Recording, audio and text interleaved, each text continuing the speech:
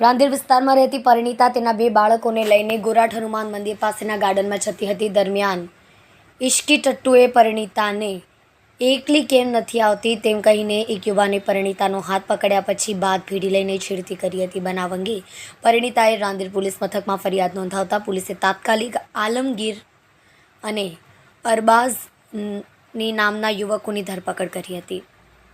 રાંદેર વિસ્તારમાં રહેતી પરિણીતા તેના 2 બાળકોને લઈને વેકેશન હોવાથી ગોરાઠ હનુમાન મંદિર પાસેના ગાર્ડનમાં ફરવા જતી હતી. તે વખતે કાલે સાંજે ગાર્ડનમાં આવતા આલમગીર શમસુદ્દીન ખાન રહેવાસી રંગ અવધૂત નગર 2 રામનગર રાંદેરે પરિણીતાને કહ્યું કે તું એકલી કેમ આવતી નથી, સાથે બાળકોને લઈને કેમ આવે છે તેમ કહીને તેણીનો હાથ પકડી બાદ ભીડી લઈને શરીરે હાથ ફેરવવા લાગતા ગભરાયેલી પરિણીતાએ આલમગીરને હડસેલો મારીને દૂર ખસેડતા એકાએક ઉશ્કેરાય છે બેફામ ગાળો આપી ઢીક મૂકીનો માર મારવા લાગ્યો હતો.